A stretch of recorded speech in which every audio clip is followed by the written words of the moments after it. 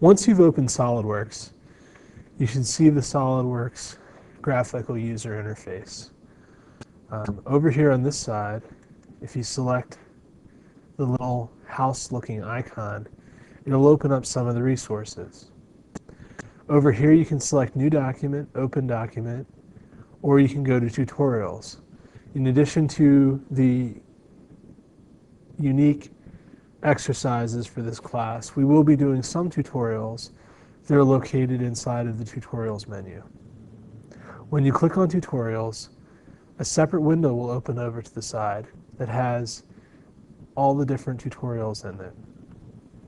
It will also resize your SolidWorks window, as you notice here. So I'm going to close out of that. The next thing I'm going to show you is some of the file menus. Now the file menu looks a little bit different, but it's there. It's kind of hidden. It's similar to the AutoCAD symbol that you had up here in this corner. But if you click up there, you can get to File, New, and Open, your view tools, your toolbars, and such. All of these menus will change slightly as soon as we open a part document.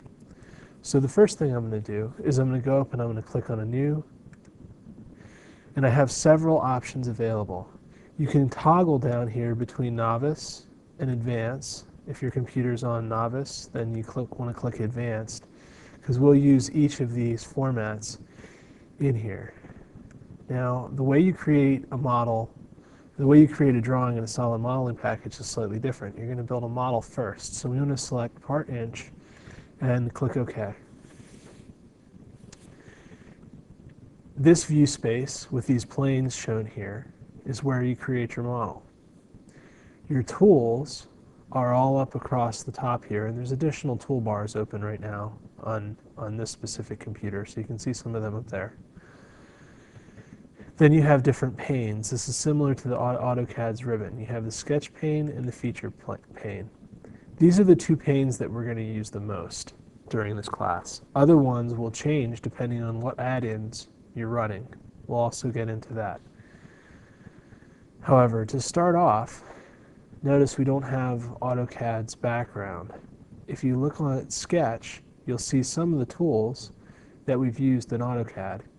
One of the things that's critical for you to remember when dealing with a modeling package is you create a two-dimensional sketch, sometimes a three-dimensional sketch, but in general you create a sketch, and then from that you create a feature.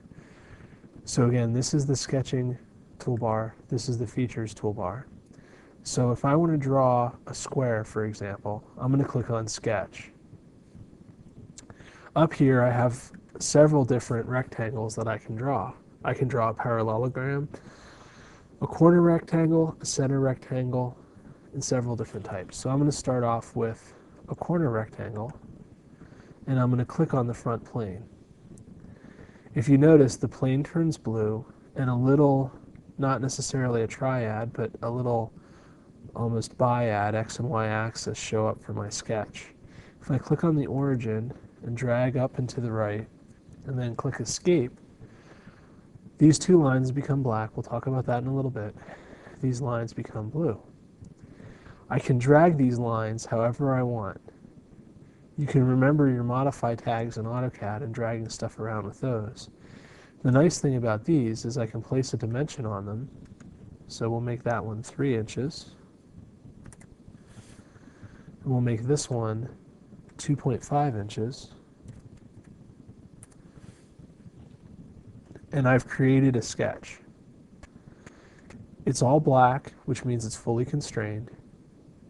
Now, once I want to exit this sketch, I have these two buttons over here in the corner.